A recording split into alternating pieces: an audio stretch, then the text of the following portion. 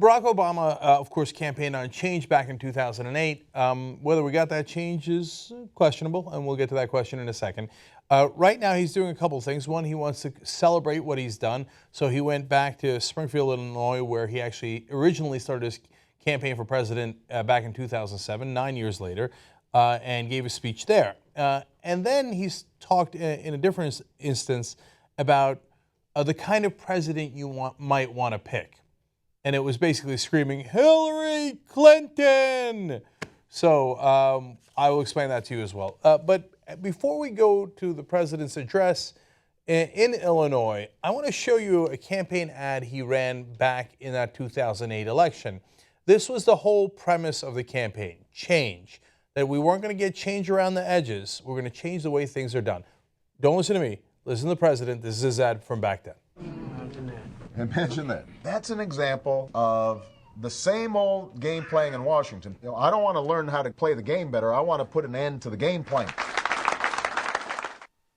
Put an end to the game playing. He's not going to just play around the edges and play the same old Washington game a little better. Okay, keep that in mind, please. And back then he wrote this, or he said, the cynics and the lobbyists and the special interests have turned our government into a game only they can afford to play. They think they own this government, but we're here today to take it back. Why, that sounds like Bernie Sanders. That's, of course, when he was running for president and running against Hillary Clinton. Now he comes back to that same place 9 years later and says, now we have to reduce the corrosive influence of money in our politics that makes people feel like the system is rigged. Fantastic. Okay. Now there's a lot of ways that you can do that. For example, the simplest, it's not a big deal. It wouldn't solve it entirely, but it's so simple that it's not even almost not worth asking, because of course you're going to do this, right? Is for people who get government contracts, you could do an executive order saying, hey, I'd like to know whether you're donating dark money, money that normally cannot be traced because of all these crazy laws after Citizens United. Now, if you're getting a government contract, I'd at least like to know who you're donating to. I'm not going to stop you from donating to them. I just want to know because we have a right to know. So if you're buying off politicians with dark money and then getting government contracts, that would be very relevant, right? Super easy. So he actually mentioned executive actions. Maybe he'll take that one. He said, I don't pretend to have all the answers. If I did, I would have already done them through executive action. That was just a joke, guys. He said that. He's kidding around because he got criticism from the right wing about executive actions. So he's like, I'm just kidding. I'm not actually going to take any executive actions. I'm not actually going to do anything about money in politics. He's had 9 years. Nothing. Did he change the way the game is played? No, the game is played in the same exact way. Were any super PACs banned, lobbyists banned, any effort to get an amendment, the president said, all right, we're going to go forward. Once or twice he mentioned, well, I guess an amendment would be nice. Well, if only there was someone in power who could do something about it. Anyway, let's move on. Maybe an executive action. Just joking. Just joking. Of course not. Of course not. Hey, the establishment, don't worry. I'm still your guy. I'm not going to do anything about it. So now he's going to come and tell us that perhaps we should go the conciliatory route with Republicans, and we shouldn't pick a candidate who's for real change. Man, this is full circle. So in obviously trying to endorse Hillary Clinton without actually endorsing her because he's the president, he's not supposed to wade into Democratic electoral issues at this point when two Democrats are battling. He says, trying to find a common ground with Republicans doesn't make me less of a Democrat or less of a progressive. It means I'm trying to get stuff done. Okay, that's a shot at Bernie Sanders, obviously. Oh, he doesn't want to compromise, unreasonable, not pragmatic. Now, I'm going to show you why that's ridiculous in a second. They think they're so clever, right? We'll find out which way you think makes sense in a second.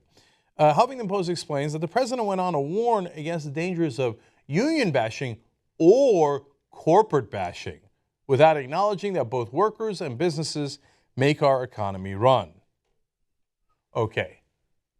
Change. Don't bash the corporations. Don't bash them. Take it easy on them. Take it easy on them. Remember how much they donated to me. Remember how much they donated to Hillary Clinton. Oh, right, they didn't donate to Bernie Sanders. Huh, interesting. But you don't ask for too much change.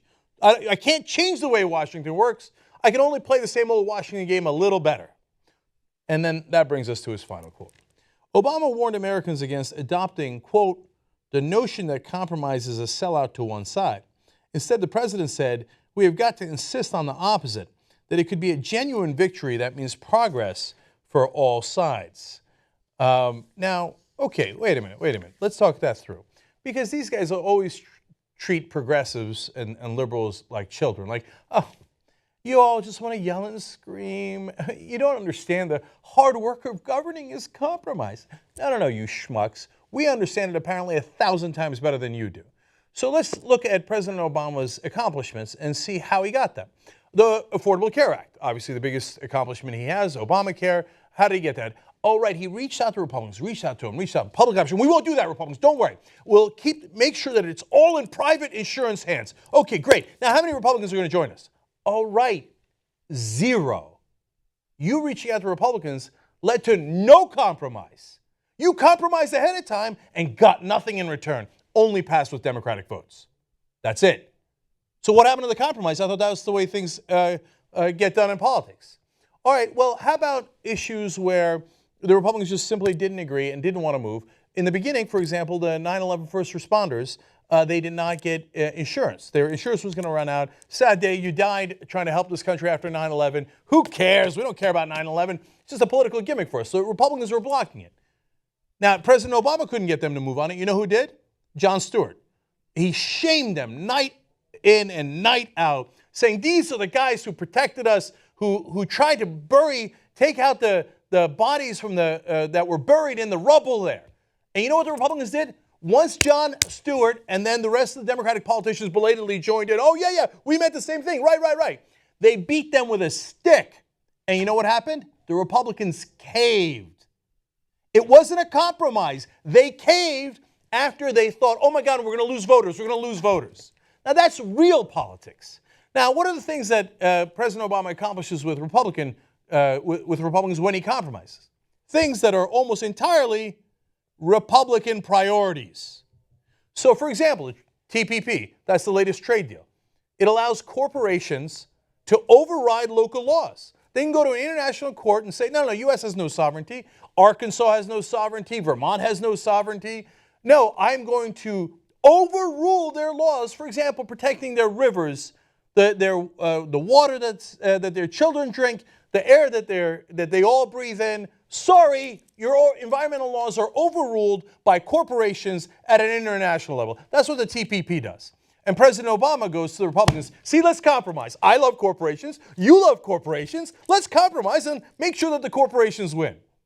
Now, name me a compromise that President Obama did with the Republicans where the Democrats didn't go to the Republican side, but the Republicans voluntarily, because the Democrats were so nice to them in compromising, came over to the Democratic side. I'll give you all the time you want. You're not going to come up with an example.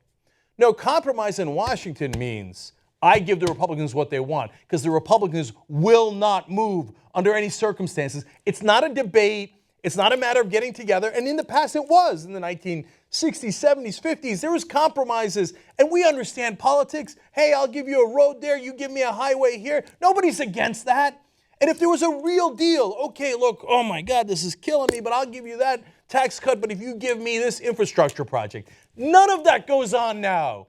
There's no conversation. The Republicans go, this is what our donors told us to do. This is what we will do, and we will not move from it.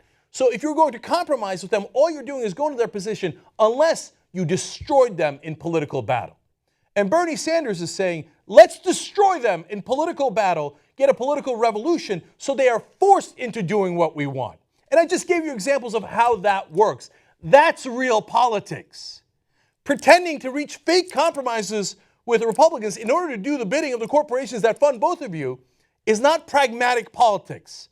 It's a way of saying, yes, that's what the establishment paid us to do. We're not going to bring you change. So if that's your endorsement of Hillary Clinton, President Obama, great. Go ahead. The establishment and President Obama and his corporate friends agree that Hillary Clinton would be wonderfully pragmatic in delivering you no change at all and just giving corporations more of what they want.